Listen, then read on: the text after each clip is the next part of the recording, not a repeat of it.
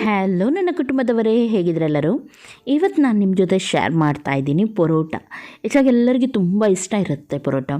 ಇವತ್ತು ನಾನು ಸ್ವಲ್ಪ ಡಿಫ್ರೆಂಟ್ ರೀತಿಯಲ್ಲಿ ತೋರಿಸ್ತಾ ಇದ್ದೀನಿ ನಿಮಗೆ. ಇದಕ್ಕಿಂತ ಮೊದಲು ಕೂಡ ನಾನು ಚೆನ್ನ ಮಸಾಲ ಹಾಗೂ ಪರೋಟ ರೆಸಿಪಿಯನ್ನು ಹಾಕಿದ್ದೆ ಕೇರಳ ಸ್ಟೈಲಲ್ಲಿ. ಅದನ್ನು ನೀವು ಒಮ್ಮೆ ಬೇಕಿದ್ರೆ ಫಾಲೋ ಮಾಡ್ಬೋದು. ಅದರ ಲಿಂಕ್ ನಾನು ಇದರಲ್ಲಿ ಹಾಕಿರ್ತೀನಿ. ಓಕೆ, ನೋಡಿ ತುಂಬ ಸಾಫ್ಟಾಗಿ ಲೇಯರ್ ಆಗಿ ಬರುತ್ತೆ. ಖಂಡಿತವಾಗ್ಲೂ ಇವತ್ತು ನಾನು ಮಾಡೋ ರೀತಿಯಲ್ಲಿ ನೀವು ಮಾಡಿ ತುಂಬ ಇಷ್ಟ ಆಗುತ್ತೆ ನಿಮಗೆ. ಓಕೆ, ಫಸ್ಟಿಗೆ ನಾನಿಲ್ಲಿ 1 ಕಪ್ಪಷ್ಟು ಮೈದಾ ಹುಡಿಯನ್ನು ತೊಗೊಂಡಿದ್ದೀನಿ. ಪರೋಟಕ್ಕೆ ಮೈದಾ ಹುಡಿನೇ ಸರಿಯಾಗುತ್ತೆ, ಬೆಸ್ಟ್. ಬೇಕಿದ್ರೆ ನೀವು ಗೋಧಿ ಹುಡಿಯಿಂದ ಮಾಡ್ಬೋದು, ಆದರೆ ಆ ಟೇಸ್ಟ್ ಬರಲ್ಲ ಇದಕ್ಕೆ. ಆಮೇಲೆ ಇದಕ್ಕೆ ರುಚಿಗೆ ತಕ್ಕಷ್ಟು ಉಪ್ಪು ಹಾಗೂ 1 ಚಮಚದಷ್ಟು ಸಕ್ಕರೆ ಹುಡಿಯನ್ನು ಹಾಕ್ತಾಯಿದ್ದೀನಿ. ನಾನು ಇಲ್ಲಿ ಸಕ್ಕರೆ ಹುಡಿ ಹಾಕಿದ್ದೀನಿ, ನೀವು ಸಕ್ಕರೆ ಕೂಡ ಹಾಕ್ಬೋದು. ಓಕೆ, ಇವಾಗ ಇದಕ್ಕೆ ನಾನು ಸ್ವಲ್ಪನೇ ನೀರನ್ನು ಹಾಕಿ ನಾದ್ತಾ ಇದ್ದೀನಿ. ಸ್ವಲ್ಪನೇ ನೀರು ಹಾಕಿ ಫಸ್ಟಿಗೆ. ಅದರಲ್ಲಿ ಹಿಟ್ಟಿನ ಅಂಶ ಕಮ್ಮಿ ಹಾಗೂ ನೀರಿನ ಅಂಶ ಜಾಸ್ತಿ ಬೇಕು ನಮಗೆ. ಸ್ವಲ್ಪ ಅಂಟು ರೀತಿ ನಾವು ಹಿಟ್ಟು ಕಲಿಸ್ಬೇಕಾಗತ್ತೆ. ಚಪಾತಿಗೆಲ್ಲ ನಾವು ಸ್ವಲ್ಪ ಅಂಟು ರೀತಿ ಕಲಿಸೋದಿಲ್ಲ, ಸ್ವಲ್ಪ ನೀರು ಕಮ್ಮಿ ಹಾಕ್ತೀವಿ. ಆದರೆ ಪರೋಟ ಮಾಡುವಾಗ ನಾವು ಸ್ವಲ್ಪ ನೀರನ್ನು ಜಾಸ್ತಿ ಹಾಕಬೇಕು. ಕೈಗೆಲ್ಲ ಸ್ವಲ್ಪ ಅಂಟುತ್ತೆ ನೋಡಿ, ಆ ರೀತಿ ನಾವು ಹಿಟ್ಟನ್ನು ಕಲಿಸ್ಬೇಕು. ಆವಾಗ ಮಾತ್ರ ಸಾಫ್ಟಾಗಿ ಚೆನ್ನಾಗಿ ಬರುತ್ತೆ. ಇಲ್ದಿದ್ರೆ ಕೆಲವೊಮ್ಮೆ ನೀವು ರಬ್ಬರ್ ಎಳೆದಂಗೆ ಆಗುತ್ತೆ ನೋಡಿ, ಅದಕ್ಕೆ ನೀರು ಅಥವಾ ಆಮೇಲೆ ನಾವು ಆಯಿಲ್ ಹಾಕ್ತೀವಿ ನೋಡಿ, ಅದು ಸಾಕಾಗದಿದ್ದರೆ ಆ ರೀತಿ ಪರೋಟ ಬರುತ್ತೆ. ಓಕೆ, ಸರಿಯಾಗಿ ಇದನ್ನು ಮಿಕ್ಸ್ ಮಾಡಿ ಸ್ವಲ್ಪನೇ ನೀರನ್ನು ಹಾಕಿ ನೀವು ಮಿಕ್ಸ್ ಮಾಡ್ತಾ ಹೋದರೆ ಆಯಿತು. ಚೆನ್ನಾಗಿ ನೋಡಿ ನಾನು ಮಸಾಜ್ ಮಾಡ್ತಾ ಇದ್ದೀನಿ, ನಾದ್ತಾ ಇದ್ದೀನಿ ನೋಡಿ, ಅದೇ ರೀತಿ ನೀವು ಮಾಡಬೇಕು.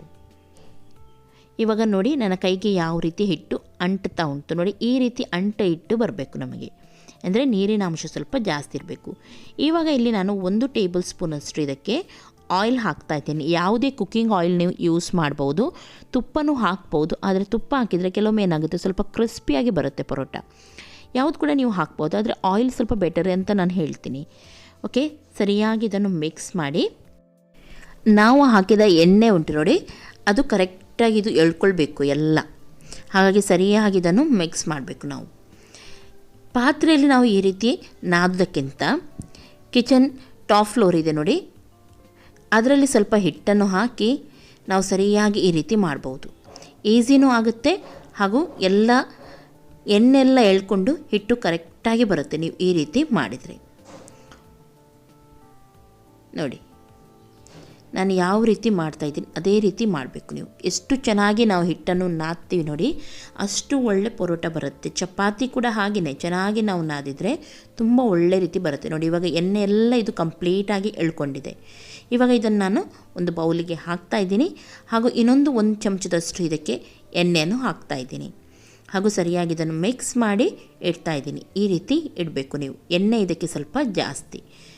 ಆಮೇಲೆ ಯಾವುದಾದ್ರೂ ಒಂದು ಟೈಟ್ ಕ್ಲಿಂಗ್ ರ್ಯಾಪ್ ಇದೆ, ಆದರೆ ಪ್ಲಾಸ್ಟಿಕ್ ಅಥವಾ ಹೀಗೇ ನೀವು ಮುಚ್ಚಳವನ್ನು ಮುಚ್ಚಿ ಅಟ್ಲೀಸ್ಟ್ ಒಂದು ಅವರ್ ತನಕ ಆದರೂ ನೀವು ಈ ಹಿಟ್ಟನ್ನು ಹಾಗೇ ಬಿಡಬೇಕು.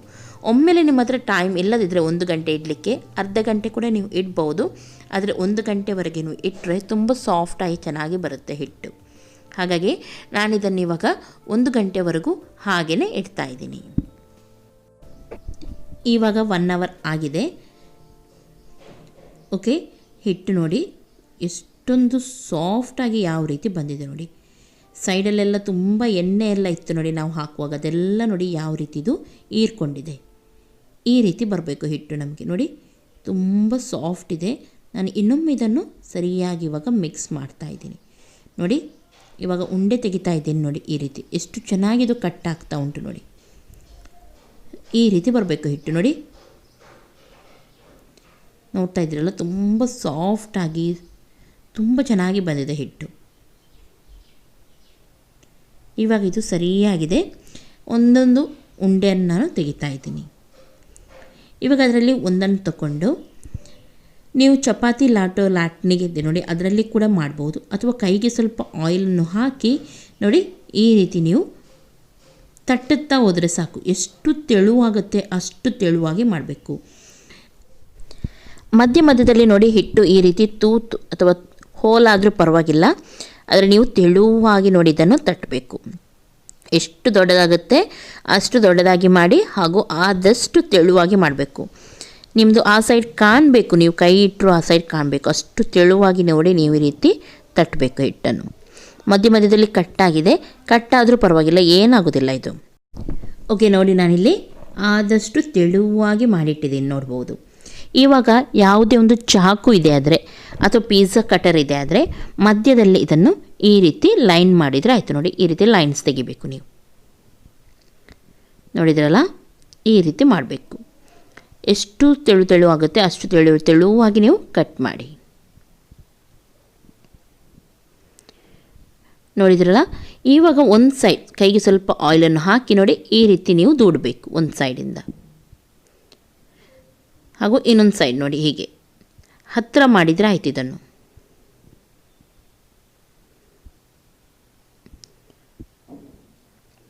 ನೋಡಿ ಈ ರೀತಿ. ಇವಾಗ ಒಂದು ತುದಿಯನ್ನು ಹಿಡಿದು ನೋಡಿ ಆದಷ್ಟು ಸ್ವಲ್ಪ ನೋಡಿ ಈ ರೀತಿ ಎಳ್ಕೊಳ್ಳಿ. ಕಟ್ ಮಾಡಬಾರ್ದು, ಮಧ್ಯದಲ್ಲಿ ಮೆಲ್ಲನೆ ನೀವು ಎಳ್ಕೊಳ್ಬೇಕು. ತುಂಬ ಸಾಫ್ಟಾಗಿರುತ್ತೆ. ಆಮೇಲೆ ಒಂದು ತುದಿಯಿಂದ ಹಿಡಿದು ನೀವು ಇದನ್ನು ರೌಂಡ್ ಮಾಡ್ತಾ ಹೋದರೆ ಆಯಿತು. ನೋಡಿ ನಾನು ಯಾವ ರೀತಿ ಇದನ್ನು ಸ್ಟ್ರೆಚ್ ಮಾಡ್ತಾ ಇದ್ದೀನಿ. ಆಮೇಲೆ ನೋಡಿ ಈ ರೀತಿ ರೌಂಡ್ ಮಾಡ್ತಾ ಹೋದರೆ ಆಯಿತು. ನೋಡಿ ಹೀಗೆ.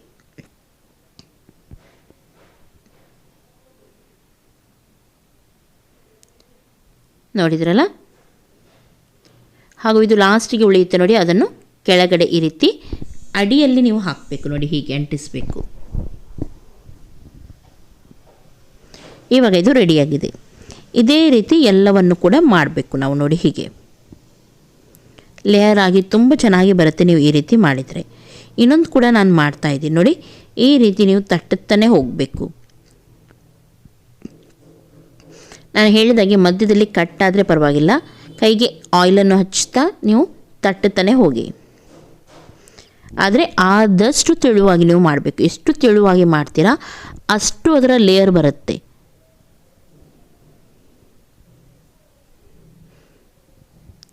ನೋಡಿ ಸೇಮ್ ಅದೇ ರೀತಿ ಮಾಡಿದ್ದೀನಿ. ಆವಾಗ ಹೇಗೆ ಮಾಡ್ತಾ ಇದೆ ನೋಡಿ, ಸೇಮ್. ಇದು ಒಂದು ಸ್ಟೆಪ್. ಇನ್ನೊಂದು ನಾನು ಬೇರೆ ರೀತಿಯೇ ತೋರಿಸಿದ್ದೀನಿ, ಕೇರಳ ಸ್ಟೈಲಲ್ಲಿ ಒಮ್ಮೆ ನಾನು ತೋರಿಸಿದ್ದೀನಿ. ಅದನ್ನು ಆಲ್ರೆಡಿ ನಾನು ವಿಡಿಯೋ ಹಾಕಿದ್ದೀನಿ. ಅದು ಬೇಕಿದ್ದರೆ ಅದರ ಲಿಂಕ್ ಡಿಸ್ಕ್ರಿಪ್ಷನಲ್ಲಿದೆ. ಅದು ನನಗೆ ಇನ್ನೂ ಕೂಡ ಸುಲಭ, ಅದು ನನಗೆ ತುಂಬ ಚೆನ್ನಾಗಾಗುತ್ತೆ. ಆ ರೀತಿ ಕೂಡ ನೀವು ಮಾಡ್ಬೋದು. ಹೀಗೆ ಇಷ್ಟ ಇದ್ದವರಿಗೆ ಈ ರೀತಿ ಕೂಡ ನೀವು ಮಾಡ್ಬೋದು. ಓಕೆ ನೋಡಿ ಹೀಗೆ. ಇವಾಗ ಎಲ್ಲವನ್ನು ನಾನು ಮಾಡಿಟ್ಟಿದ್ದೀನಿ. ಇದರಲ್ಲಿ ಒಂದನ್ನು ತಗೊಂಡು ಇವಾಗ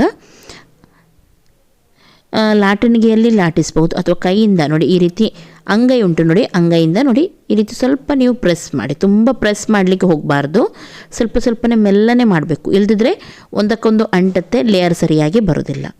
ಪ್ರೆಸ್ ಮಾಡಿ ನೋಡಿ ಈ ರೀತಿ ನೀವು ಕಾವಲಿ ಮೇಲೆ, ಬಿಸಿ ಕಾವಲಿ ಮೇಲೆ ಹಾಕಿದರೆ ಆಯಿತು. ನೋಡಿದ್ರಲ್ಲ ಹೇಗೆ. ಸ್ವಲ್ಪ ದಪ್ಪ ಇರೋದ್ರಿಂದ ಫ್ರೈ ಆಗಲಿಕ್ಕೆ ಸ್ವಲ್ಪ ಟೈಮ್ ಕೊಡಬೇಕು ಇದಕ್ಕೆ. ನೀವು ಗ್ಯಾಸನ್ನು ಮೀಡಿಯಮ್ ಫ್ಲೇಮಲ್ಲಿ ಇಟ್ಟು ಎರಡು ಸೈಡ್ ಕೂಡ ನೀವು ಕರೆಕ್ಟಾಗಿ ಇದನ್ನು ಫ್ರೈ ಮಾಡಬೇಕಾಗತ್ತೆ. ಇವಾಗ ಇದು ಒಂದು ಸೈಡ್ ಫ್ರೈ ಆಗಲಿ. ನೋಡಿ ತುಂಬ ಸಾಫ್ಟಾಗಿ ಬರುತ್ತೆ ಹಾಗೂ ತುಂಬ ಚೆನ್ನಾಗಿರುತ್ತೆ ತಿನ್ನಲಿಕ್ಕೆ. ನೋಡಿದ್ರಲ್ಲ, ಒಂದು ಸೈಡ್ ಫ್ರೈ ಆಗಿದ್ದೆ ನೋಡಿ. ಈ ರೀತಿ ನೀವು ಆಯಿಲನ್ನು ಹಾಕಿದ್ರ ಮೇಲೆ ಅಥವಾ ತುಪ್ಪವನ್ನು ಕೂಡ ಹಾಕ್ಬೋದು. ಇದೇ ರೀತಿ ಎರಡು ಸೈಡ್ ಕೂಡ ನೀವು ಸರಿಯಾಗಿ ಕಲರ್ ಬರುವವರೆಗೂ ಫ್ರೈ ಮಾಡಬೇಕು. ಸೈಡಿಂದ ಕರೆಕ್ಟಾಗಿ ಒತ್ತಿ ಫ್ರೈ ಮಾಡಿ. ಯಾಕೆಂದರೆ ಸ್ವಲ್ಪ ದಪ್ಪ ಅಲ್ವಾ ಪರೋಟ, ಒಳಗಡೆ ಲೇಯರ್ ಇರೋದ್ರಿಂದ ಸರಿಯಾಗಿ ಇದು ಫ್ರೈ ಆಗಬೇಕು. ಓಕೆ ನೋಡಿದ್ರಲ್ಲ, ನೋಡಿ ಇವಾಗ ಕಲರ್ ಚೆನ್ನಾಗಿ ಬಂದಿದೆ, ಪರ್ಫೆಕ್ಟಾಗಿ ಫ್ರೈ ಆಗಿದೆ. ನೋಡಿ ಎಷ್ಟು ಚೆನ್ನಾಗಿ ಕಾಣ್ತಾ ಉಂಟು. ಇದೇ ರೀತಿ ಎಲ್ಲವನ್ನು ಕೂಡ ಫ್ರೈ ಮಾಡಿ ಆಮೇಲೆ ನೋಡಿ ಈ ರೀತಿ ಒಮ್ಮೆ ಪ್ರೆಸ್ ಮಾಡಬೇಕು. ಬಿಸಿ ಇರುವಾಗ ಈ ರೀತಿ ನೀವು ಮಾಡಬೇಕು ಪರೋಟವನ್ನು. ಆವಾಗ ಅದರ ಲೇಯರ್ ಕರೆಕ್ಟಾಗಿ ಬೆಚ್ಚಿ ಬರುತ್ತೆ. ಸಾಫ್ಟ್ ಇದೆ ನೋಡಿ ಇದು. ನೋಡಿದ್ರಲ್ಲ, ಯಾವುದೇ ಒಂದು ಸಾರೊಂದಿಗೆ ಇದು ತುಂಬ ಚೆನ್ನಾಗಾಗುತ್ತೆ. ಚಿಕನ್, ಮಟನ್ ಅಥವಾ ಮೀನು ಸಾರು ಇರಲಿ, ಚಟ್ನಿ ಇರಲಿ, ಚೆನ್ನ ಮಸಾಲ ಇರಲಿ, ಆಲೂ ಇರಲಿ, ಎಲ್ಲದರೊಂದಿಗೂ ಚೆನ್ನಾಗಾಗುತ್ತೆ. ಈ ರೆಸಿಪಿ ಇವತ್ತಿನ ನಿಮಗೆ ತುಂಬ ಇಷ್ಟ ಆಯ್ತಂತಾದರೆ ಇವಾಗಲೇ ಲೈಕ್ ಮಾಡಿ. ನೋಡಿ ಎಷ್ಟು ಚೆನ್ನಾಗಿದು ಕಟ್ ಆಗ್ತಾ ಉಂಟು, ರಬ್ಬರ್ ರೀತಿ ಬರ್ತಾ ಇಲ್ಲ, ಸಾಫ್ಟಾಗಿ ಚೆನ್ನಾಗಿ ಬಂದಿದೆ. ಇನ್ನು ನಾಳೆ ಸಿಗ್ತೀನಿ ಒಳ್ಳೆ ರೆಸಿಪಿಯೊಂದಿಗೆ. ಟೇಕ್ ಕೇರ್, ಬಾಯ್ ಬಾಯ್.